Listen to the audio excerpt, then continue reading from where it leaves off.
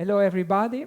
Welcome to this another occasion realized by the UNESCO Chair on Intangible Cultural Heritage and Comparative Law of the University of Rome, Unitelma Sapienza. Today, with us, there is Professor Humberto Cunha. Humberto Cunha is Professor of Cultural Rights and Cultural Law at the University of Fortaleza in the north of the Brazil, and is one of the most important author and scholar on cultural rights in Brazil and in Latin America. He wrote a very important book on the theories of cultural rights that recently was translated in Spanish, and I hope that soon we can translate also in Italian. And this book was the bestseller according to the Amazon market. So we are very proud to have with us Humberto. Thank you very much for joining us. But today we do not want to speak only about cultural rights and cultural heritage. We would like to ask to Humberto about the political system in Brazil, especially after the presidential election that show that sign the comeback of Lula at the presidency. So the first question to you, Humberto, and welcome for joining us. The first question to you is during the presidency of Bolsonaro, in your opinion, cultural rights was changed, was affected by the policy of Bolsonaro, or nothing changed? Which is your opinion? First of all, I want to say thank you for this kind presentation of me. And I want to say that you are a very admired professor in Brazil also. Thank you very much for this possibility to be here to talk about cultural rights and say something about the period in the government of Bolsonaro. Bolsonaro and his followers consider human rights just for right humans. This means that they don't consider human rights because it parts from exception, because human rights are for everybody without discrimination. And who can say that a human being is right? All human beings are right. And in the time of cultural rights, we can observe that they apply the idea very diffused by them that they are conservative. Then the conservative wants to control the freedom of speech, the freedom of cultural rights. Then during this period, many sectors of cultural rights, the important sectors like the National Library Bicentenarian, like the Agência, the Agency for Cultural Rights and Heritage, IFAM, do not receive the attention and do not receive the money that they need to work well. Then we have a very big problem with this period. And for you have an idea,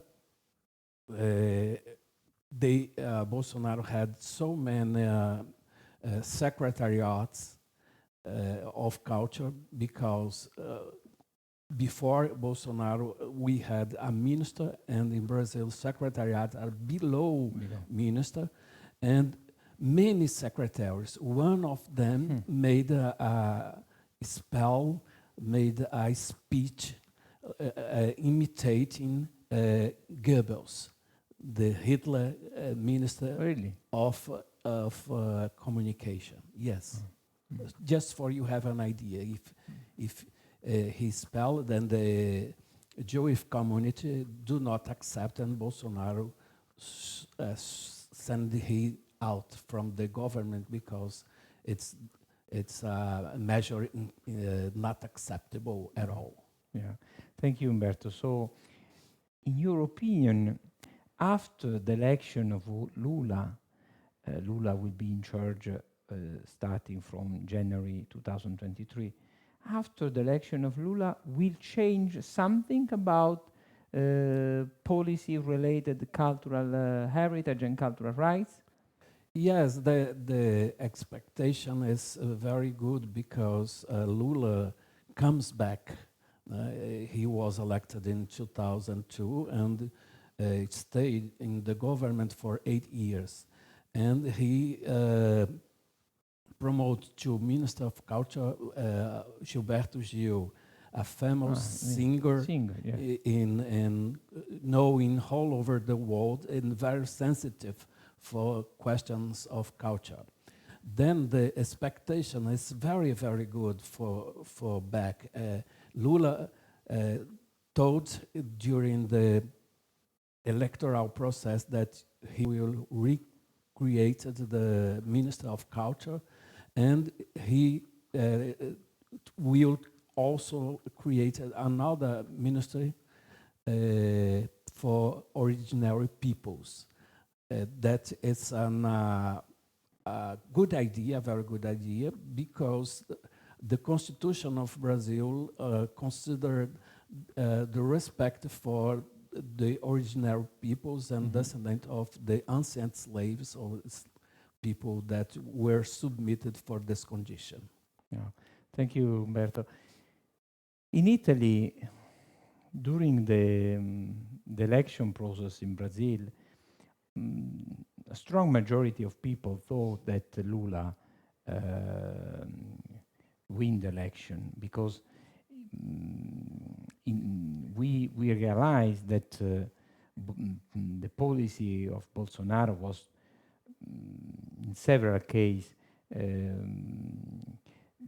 in contrast with the history and the democratic situation in Brazil. So it was very strange for us the final result of the election because Lula won, but Bolsonaro also won. Yes. He was not elected, but the differences between Lula and Bolsonaro was less than 2%. So in your opinion, why Bolsonaro maintains in Brazil so strong support, so strong consensus, and this can impact on the Lula presidency? Yes, I think there are so many causes, and we can think about some of them.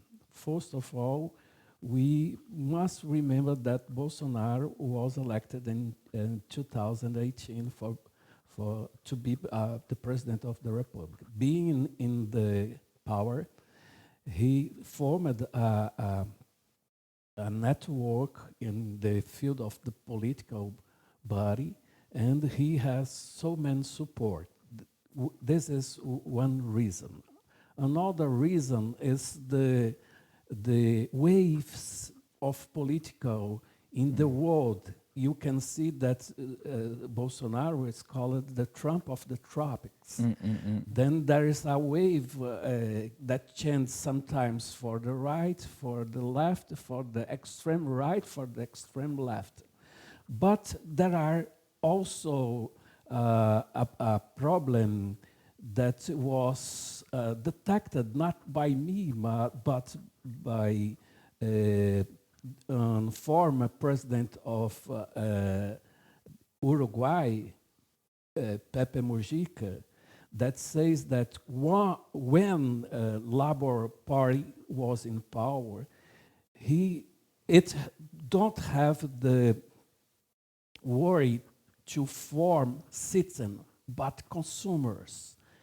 And for example, Labour Party says that in the period people can flying by an airplane make trips, buy cars, then they support an individual mind for everybody.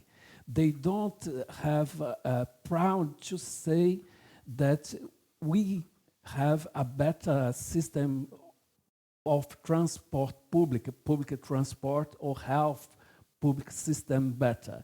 Then this situation forms consumers, persons with individual interest. Then in this case, that one in the system of the politics that offers more can have the vote easily.